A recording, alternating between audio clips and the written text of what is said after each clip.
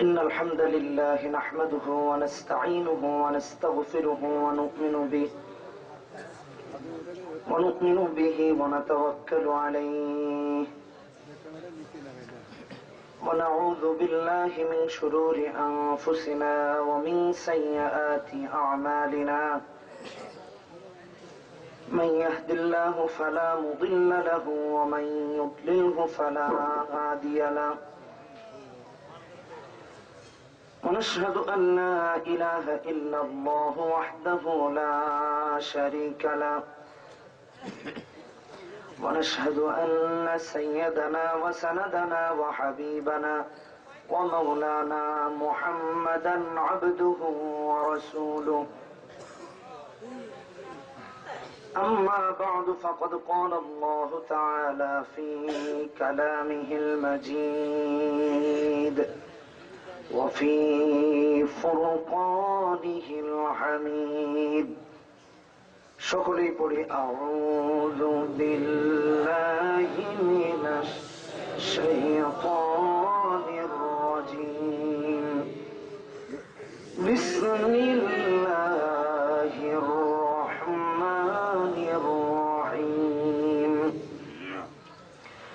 ইন্নাল্লাহা ওয়া মালাইকাতাহু يصلون على النبي يا أيها الذين آمنوا صلوا عليه وسلموا تسليما সবাই নামাজের দরুদ পড়ি আল্লাহুম্মা সাল্লি আলা মুহাম্মাদিন ওয়া আলা আলি মুহাম্মাদ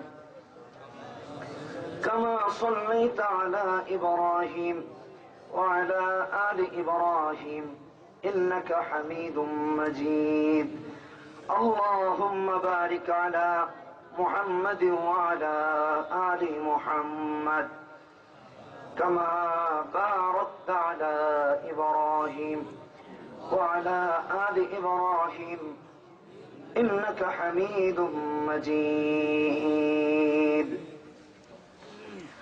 صدق الله العظيم মানিকদির গোরস্থান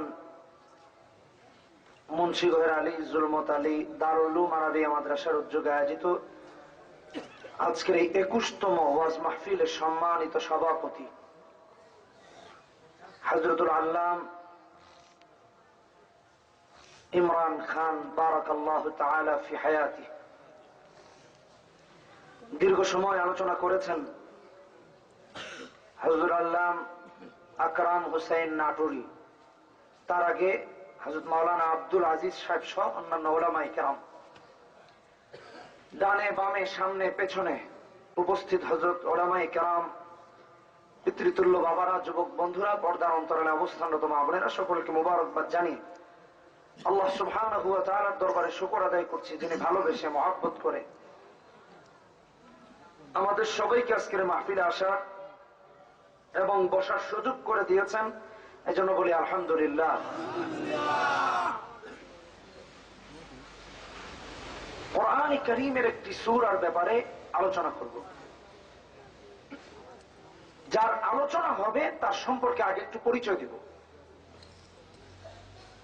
আলেমদের দায়িত্বই হলো যে মানুষগুলো ইসলাম থেকে, আল্লাহ সুবহানাহু ওয়া তাআলা থেকে দূরে সরে গিয়েছে, তাদেরকে আল্লাহর সাথে পরিচয় করিয়ে দেওয়া, ইসলামের সাথে পরিচয় করিয়ে দেয়া, আর কিছু না। এই জন্য এমন একটি সূরার আলোচনা হবে। কোরআনে কারীম কেন? কোরআন এজন্য আল্লাহর বান্দা এবং আল্লাহর মাঝখানের সেতু বন্ধনের নাম হলো কোরআনে হাকিম। এটা দিয়ে মানুষকে আল্লাহ পর্যন্ত পৌঁছানো যায়। কোরআন ছাড়া কোনোদিনও মানুষকে আল্লাহর সাথে সম্পৃক্ত করা মানে পরিচিত করা যাবে না। খেয়াল করে বুঝতে হবে। আর এজন্যই তো এই মাদ্রাসাগুলো, যেখানে কোরআন এবং সুন্নাহকে শিক্ষা দেওয়া হয়, শেখানো হয়। নামাজ আদায় করি, নামাজে একাগ্রতা থাকে না, কারণ নামাজে যে কেরাত পড়া হচ্ছে তার সাথে আপনি আর আমি মোটেই পরিচিত নয়। এজন্য কোরআনে হাকিমের যদি আলোচনা বেশি বেশি হয়, তাহলে মানুষ কোরআনের সাথে পরিচিত হওয়ার সূত্রে নামাজে একাগ্রতা তাদের মধ্যে আনতে পারবে, একাগ্র হবে। একটি সূরার আলোচনা করব। এই সূরাটি কোরআনে কারীমের 18তম পারার প্রথম পৃষ্ঠা থেকে আরম্ভ হয়েছে। 1 নম্বর পরিচয়। 2 নম্বর পরিচয় হলো এই সূরাটি কোরআনে কারীমের 114টি সূরার মধ্যে 23তম সূরা। মনে রাখতে হবে, আমি কিন্তু জিজ্ঞেস করতে পারি। 23তম সূরা। এই সূরার 3য় পরিচয় হলো, যার আলোচনা আজকে হবে, কোরআনে হাকিমের সমস্ত সূরাগুলো 2 ভাগে বিভক্ত, মাক্কি অথবা মাদানী। এই সূরাটি হলো মাক্কি। 4 নম্বর পরিচয় হলো কোরআনে কারীমের প্রতিটি সূরায় কম বেশি আয়াত আছে, আর এই সূরায় আয়াত হলো 118টি। এই সূরার 5ম পরিচয় হলো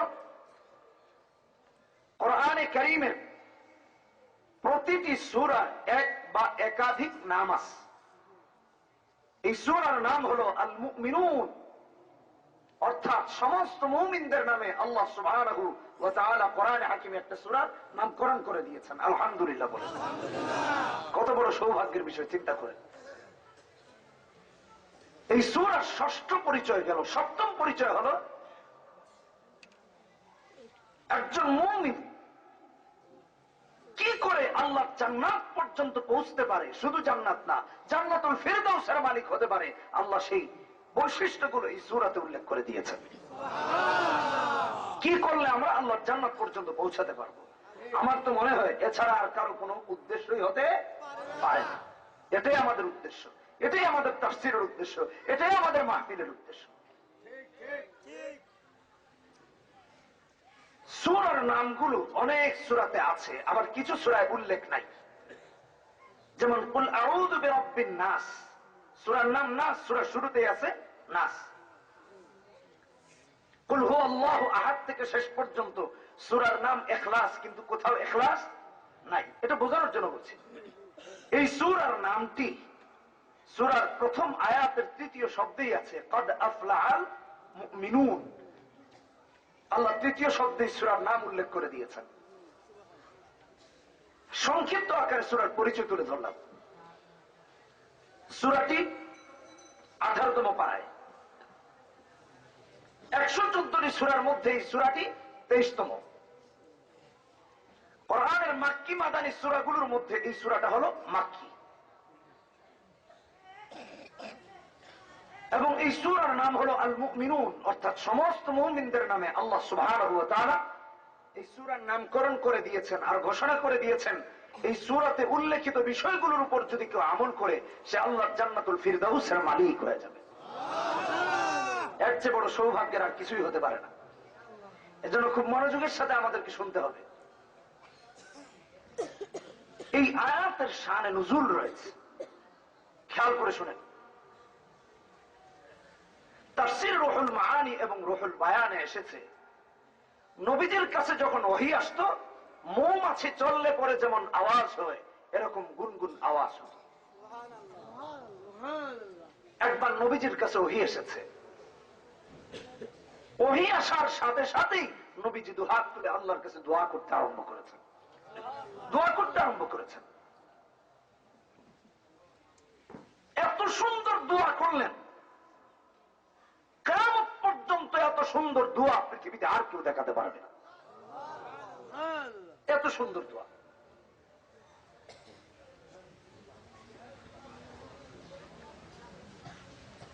দোয়াটি শুধু হাদিসের মধ্যে এসেছে এমন নয়, তাফসীরের কিতাবের মধ্যে যেরকম এসেছে, নবীজির হাদিসের মধ্যে এসেছে। ইমাম তিরমিজি আলাইহির রহমাত আর তিরমিজিতে এনেছেন 3472 নম্বর হাদিস।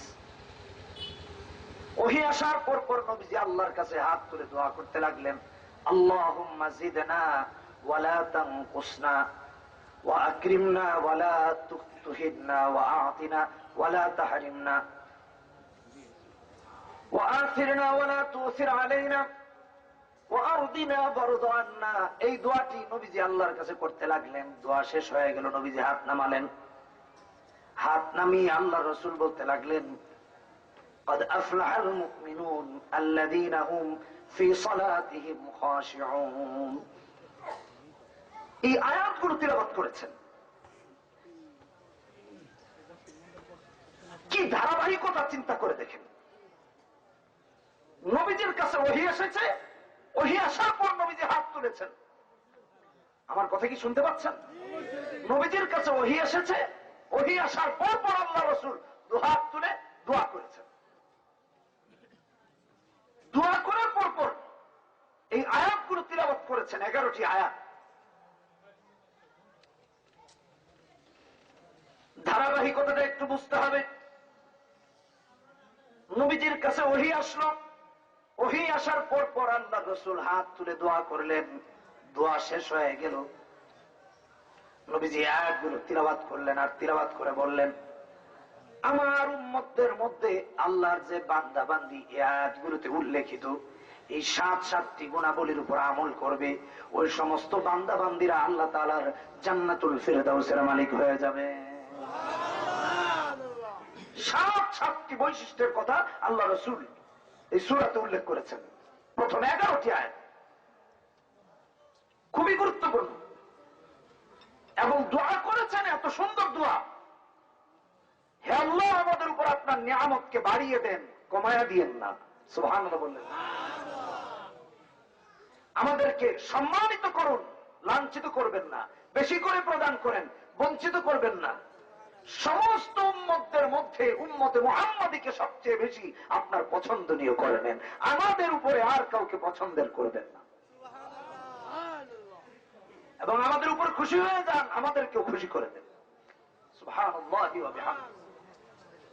এই তোমরা দুজন উঠে, একজন তো একেবারে এখানে হাই দিচ্ছ, লাগে আর কিচ্ছু নাই এখানে, তুমি একাই এই ময়দানে। ওঠাউঠি করবা না কেউ। এই দোয়া রাসূলুল্লাহ করেছেন। ভাইরা আমার, বন্ধুরা আমার, লক্ষ্য করুন, আম্মা জান হযরত আয়েশা সিদ্দিকা রাদিয়াল্লাহু তাআলা আনহার কাছে লোকেরা যখন গিয়ে জিজ্ঞেস করতো আল্লাহ রাসূলের চরিত্রগুলো কেমন ছিল, নবীজি কেমন ছিলেন, আদাবুল মুফরাদে ইমাম বুখারী আলাইহির রাহমাহ ঘটনাটা উল্লেখ করেছেন। হযরত আয়েশা বলেন, قد أفلح المؤمنون الذين هم في صلاتهم خاشعون। এই আয়াতগুলো তিলাওয়াত করে দিয়ে বলতেন, এই আয়াতগুলোতে উল্লেখিত প্রতিটা গুণাবলী ছিল আমার রাসূলের, প্রতিটা গুণাবলী আমার রাসূলের গুণাবলী। অতএব যারা সুন্নতের উপর চলতে চায়, ইসলামের উপর, ঈমানের উপর চলতে চায়, তাদের জন্য এটা আবশ্যক। সূরা শুরুতে আল্লাহ সুবহানাহু ওয়া তাআলা সফলতার ঘোষণা দিয়েছেন। قد أفلح المؤمنون। ফেলে মাজির শুরুতে কদ এসে নিশ্চয়তার অর্থ দেওয়ার জন্য। কদ এনে আল্লাহ সুবহানাহু ওয়া তাআলা নিশ্চিতভাবে জান্নাতীদের জান্নাতের ঘোষণা করেছেন। মুমিনরা সফলকাম হয়ে গিয়েছে কারা? যারা সামনের গুণাবলীগুলো অর্জন করতে পেরেছে তারা। এজন্য খুব খেয়াল করে শুনতে হবে। এই সফলতাটা স্বাভাবিক কোন সফলতা নয়। এসএসসি পরীক্ষা দিয়ে উত্তীর্ণ হওয়া এটাও একটা সফলতা, এইচএসসি পরীক্ষা দিয়ে সফল হওয়া এটাও সফলতা, BBA MBA graduation honours masters করার নামও একটা সফলতা, চাকরি পেয়ে সফল হওয়া এটাও সফলতা। পৃথিবীতে কোরআন সুন্নাহ বিবর্জিত প্রতিটি সফলতার শেষ পৃথিবীতে শেষ হয়ে যায়, কিন্তু কোরআনে কারিমে উল্লেখিত সফলতাটা এমন সফলতা যে সফলতা শুধু দুনিয়ায় শেষ হয় না, বরং কবরে, মিজানে, পুলসিরাতে, হাসরে সফল করে আল্লাহর জান্নাত পর্যন্ত বান্দা বান্দিকে পৌঁছায় দেয়, আল্লাহর জান্নাতুল ফিরদাউসের মালিক বানিয়ে দেয়। এটা হলো সেমন ওই রকম সফলতা, তেমন সফলতা। আল্লাহ সুবহানাহু ওয়া তাআলা সেই কথা বলেছেন, قد أفلح المؤمنون। মুমিনরা সফলকাম হয়ে গেছে। নামাজে দেখেন না, মুয়াজ্জিন ডাকে হাইয়া আলাল ফালাহ, আসো কল্যাণের দিকে। এই কল্যাণ মানুষকে আল্লাহ জান্নাত পর্যন্ত পৌঁছে দিতে সক্ষম। অথচ মানুষ দুনিয়ার নানানমুখী কল্যাণের দিকে যায়, আল্লাহ যেখানে কল্যাণ রেখেছেন সেখানে যায়। এজন্য আজকে অধপতন মুসলমানদের। আল্লাহর কথা মানে না, আল্লাহর কথা শুনে।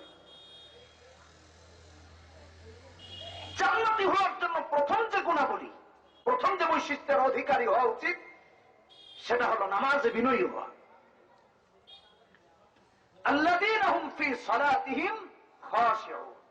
নামাজে বিনয়ী হতে হবে, বিনয় অবনত চিত্তে, ভীত সন্ত্রস্ত হয়ে রবের সামনে দাঁড়াতে হবে। এখন তো আমরা রবের সামনে এমন ভাবে দাঁড়াই যেন নাফরমান হয়ে গিয়েছি, আল্লাহর সাথে বেয়াদবি করতে দাঁড়িয়ে গিয়েছি, এমন ভাব সব দেখা যায়। নামাজে দাঁড়িয়ে দুষ্টামি, একজন আরেকজনকে ধাক্কা ধাক্কি, একজন আরেকজনকে পিটাপিটি মারামারি সব হয়। নামাজে একাগ্রতা নাই, বিনয় নাই, ভীত বা বিনয় অবনত কোনটাই তার মধ্যে এই চরিত্রগুলো বিদ্যমান নয়, অথচ সে আল্লাহর সামনে নামাজ আদায় করছে। খেয়াল করে বুঝতে হবে। আল্লামা তাকি উসমানী দামাত বারাকাতুহুমুল আলিয়া তার ইসলাহি খুতুবাতে 14 নম্বর খণ্ডে 189 নম্বর পৃষ্ঠায় খুশু আর খুজু তথা আল্লাযীনা হুম ফী সালাতিহিম খাশিউন এর সুন্দর ব্যাখ্যা করেছেন, ডিটেইলস। একটা হলো খুশু আর আরেকটা হলো খুজু। দাদ দিয়ে আর শিন দিয়ে পার্থক্য আছে। খুশু কাকে বলা হয়?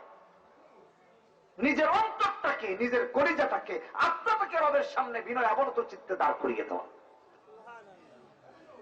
এখন তো আমরা নামাজে দাঁড়াই ঠিকই, জুতাটা কোথায় রেখেছি সেদিকে মনোযোগ, কখন বাড়িতে যাব সেদিকে মনোযোগ। ইমামের কেরাত যদি একটু লম্বা হয়, তাইলে নামাজের ভেতরে ইমামকে গালি শুরু করে, গালি দেওয়া শুরু করে, ইমামকে গালি দিতে আরম্ভ করে। এটা মুমিনের জন্য কাম্য নয়। নামাজে বিনয়ী হতে হবে এমন ভাবে, নিজের আত্মাটাকে, নিজের অন্তরটাকে রবের সামনে বিনয় অবনত চিত্তে দাঁড় করিয়ে দিতে হবে যে ইমামের পেছনে দাঁড়িয়েছি তো এমন ভাবে দাঁড়িয়েছি, ইমামের কেরাতের প্রতি মনোযোগী হতে হবে। ইমাম কি কেরাত পড়ছেন এ ব্যাপারে বিরক্ত হওয়া যাবে না। এখন তো ইমাম সাহেব যদি একটু লম্বা কেরাত পড়েন, পারে তো নামাজের মধ্যেই বলা শুরু করে হুজুর তাড়াতাড়ি শেষ করেন। কি আজীব সব তামাশা। নামাজ শেষ হলেই ইমামের সমালোচনায় মসজিদের গেটে লিপ্ত, বলে কি কেরাতটা আজকে পড়া শুরু করলো, সলিমুদ্দিনের মেয়ের বিয়েতে যাবো, রুস্ট গুলো তো সব ঠান্ডাই হয়ে গেল, এত লম্বা কেরাত কি আজকের সময় পড়ার দরকার ছিল? এটাও বলেছি, চিন্তা করছেন, আপনারাই বলেছেন, আমি বলি নাই। কি বলেন, ঠিক কিনা বেঠি? এখন আবার অনেকে বলে নাই ডরে যে হুজুর উপর থেকে আমাদেরই পড়ে, টেনশনে পড়ে গেছে। এটা করবেন না। সাধারণ জনগণ এখন বুঝে না, মনে করে দাড়িওয়ালার উপরে যদি কিছু বলা যায় তাইলেই বুঝি পারলাম, টুপিওয়ালার যদি কিছু বলা যায় তাইলেই মনে হয় আমার একটা ব্যক্তিত্ব বেড়ে গেল। ইমামকে আসে কাউন্টার দিতে, ইমামকে আসে জ্ঞান দিতে, যে জ্ঞান দিতে আসছে তাকে যদি সূরা ফাতিহা পড়তে বলা হয়, জামা কাপড় সব নষ্ট হয়ে যাবে। এই জন্য সাবধান হন, এমন কথা ইমামকে বলতে যাবেন না যে আপনার ইমানের ভেতরে আপনার আল্লাহর বিশ্বাসের ভিতরে খলল মলল তৈরি করে দিতে পারে। এগুলো বলা যাবে না। কেরাত পড়েছেন তো ইমাম কি ইমামের শ্বশুরের দেওয়া বইটা পড়েছেন? ইমাম তো আল্লাহ প্রদত্ত কিতাবের কেরাত পড়েছেন।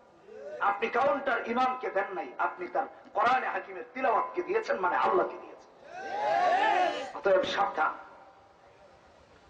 নামাজে আন্তরিকভাবে বিনয়ী হওয়া, এটা হলো খুশু। খুশু কাকে বলা হয়? নিজের হাত, নিজের পা, নিজের চেহারা, নিজের চক্ষু, নিজের দৃষ্টি আপাদমস্তককে রবের সামনে বিনয় অবনত চিত্তে হাজির করানো। এখন তো এটা করে না। জুমার নামাজে সপ্তাহে একদিন যায়, আর সারা সপ্তাহ খবর নাই। সব দুস্থদের সাথে গেলে ওখানেই দেখা হয়, পাশে দাঁড়িয়ে দোস্ত ভালো আছো, একজন আরেকজনকে গোতা মারবে, দুষ্টামি করবে, তামাশা করবে। আমি একবার এক জায়গায় বৃহস্পতিবার এবং জুমাবার দুদিন ব্যাপী তাফসীর হয়। তো দ্বিতীয় দিন হলো জুমাবার, জুমার পরপর বায়ানের মাধ্যমে আখেরি মোনাজাত হয়ে শেষ হয়।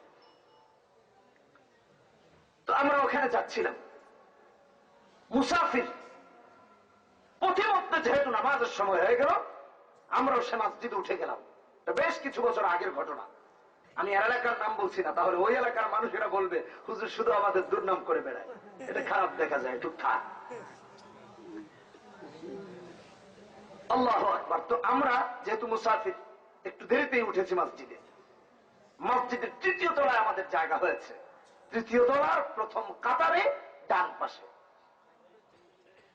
আমাদের ডানে বামে কিছু ইয়াং ছেলেপেলেরা দাঁড়িয়েছে নামাজে। কারণ ইয়াং ছেলেরা তো মসজিদে আগে আসবে, এটা হতেই পারে না, একেবারে গুনাহ হলে হতে পারে। কি বলেন?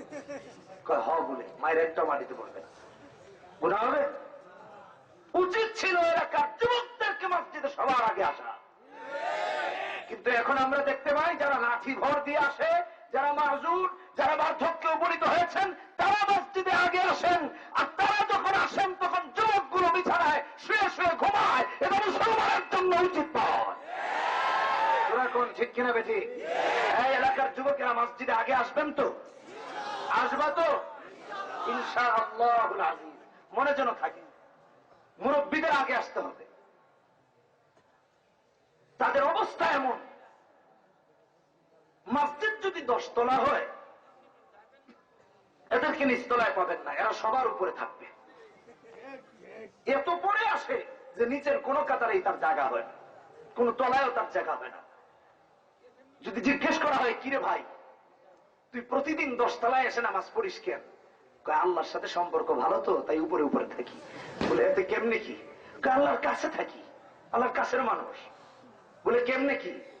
আল্লাহ তো আরশে আছেন, তো আমি 10 তলায় আছি, ইমাম সাহেব 10 তলা নিচে, আমি তার চেয়ে 10 তলা উপরে আছি। কি আজীব সব তামাশা। যুবকদেরকে মসজিদে সবার আগে আসতে হবে, বয়োবৃদ্ধদের আগে আসতে হবে।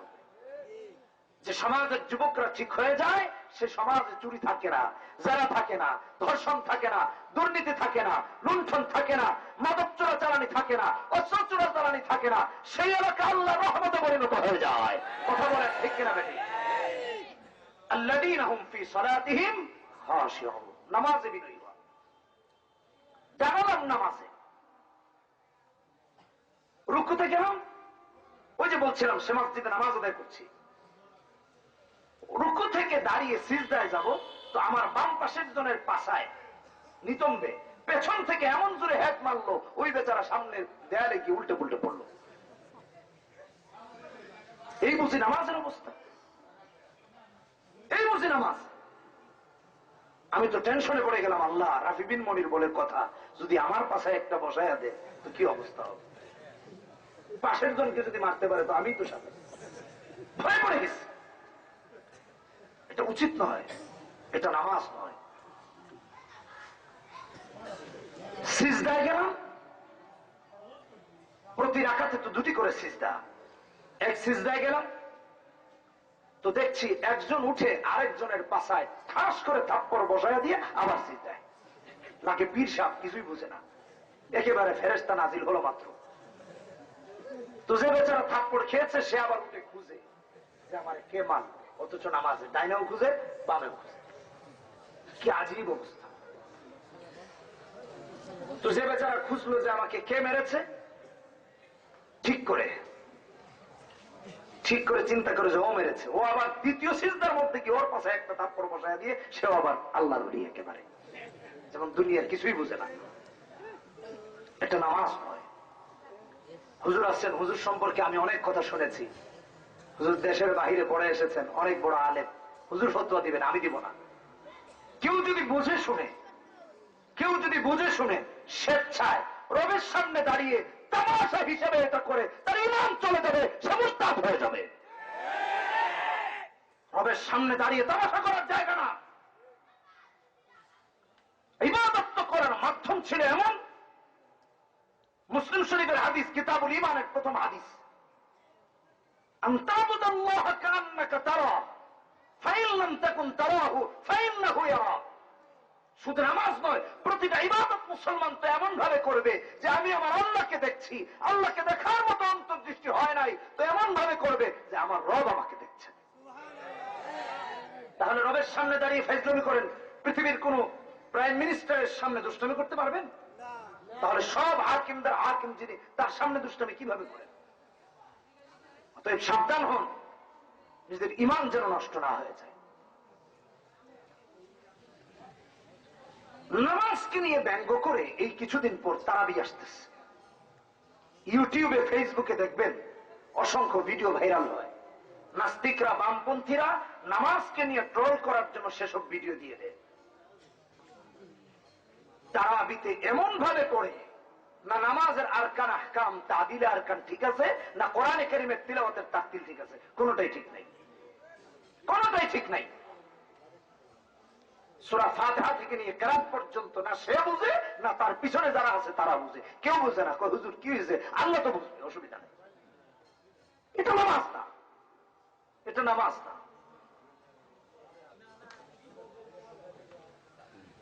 প্রথমত নামাজ হলো নামাজি ব্যক্তির জন্য হেদায়েতের কারণ, অন্যায় অশ্লীল কর্মকাণ্ড থেকে তাকে মাহফুজ রাখার কারণ। আর দ্বিতীয়ত হলো অন্যান্য বেনামাজিকে, কাফের বেঈমানকেও নামাজি বানানোর কারণ। কোরআনে কারীম খুলে দেখুন, সূরা আনকাবুতের 45 নম্বর আয়াতে আল্লাহ বলেন, ইন্নাস সালাতা তানহা আনিল ফাহশাই ওয়াল মুনকার ওয়ালা যিকরুল্লাহি আকবার ওয়াল্লাহু ইয়ালামু মা তাসনাউন। নামাজ অন্যায় অশ্লীল গর্হিত কাজ থেকে ব্যক্তিকে হেফাজতে রাখে, ব্যক্তিকে অন্যায় অশ্লীল গর্হিত কাজ থেকে মুক্ত রাখে। আর এখন আমাদের নামাজ আরেকজনের বেঈমান হওয়ার কারণ হয়ে দাঁড়িয়েছে। এমন ভাবে কেরাত পড়বে, কেরাত না হয়ে গেল, রুকুতে যাবে, আল্লাহু আকবার, সামি আল্লাহু লিমান হামিদা, আল্লাহু আকবার। তো আল্লাহু আকবার যে গেল রুকুতে, সামি আল্লাহ সিন আর আল্লাহু আকবারের রাত দুটো তো একসাথেই ছিল, সুবহান রাব্বিয়াল আযীমটা গেল। আমার প্রশ্ন, হুজুর দুটার দাদায় ওটা পিছিয়ে গেছে, টেনশনের কারণ নাই, আছে মাঝখানে। রুকু সিজদা এবং দাঁড়িয়ে বা দুই সিজদার মাঝখানে একটা পরিমাণ যদি না বসা হয়, তার নামাজ হবে না, নামাজ ফাসিদ হয়ে যাবে। তাদিল আরকান কোথায়, কোথায় খুশু, কোথায় খুশু? নামাজ অন্যের হেদায়েতের কারণ হয়। সুওয়ার মিন হায়াতিস সাহাবার প্রথম যে দৃষ্টান্তটি এনেছেন মুসান্নিফ, নবীজির সাহাবী হযরত খুবাইবকে মুশরিকরা গ্রেফতার করলো, হত্যা করার জন্য নিয়ে যাওয়া হচ্ছে তানঈম প্রান্তরের দিকে। পেছনে উল্লাস করতে করতে নিয়ে যাওয়া হচ্ছে, আনন্দ আর ফুর্তি করতে করতে নিয়ে যাওয়া হচ্ছে যে একটা মুসলমান পেয়েছি, তাকে আজকে মারব। এই উল্লাসকারীদের মধ্যে একজন টকবকে যুবক যার নাম সাঈদ ইবনে আমের, তিনিও ছিলেন। হযরত খুবাইবকে নিয়ে যাওয়া হলো। নবীজির এই সাহাবী মৃত্যুর পূর্বের সময় কাফেরদের কাছে একটু সময় চাইলেন যে আমাকে 2 রাকাত নামাজের সুযোগ দাও।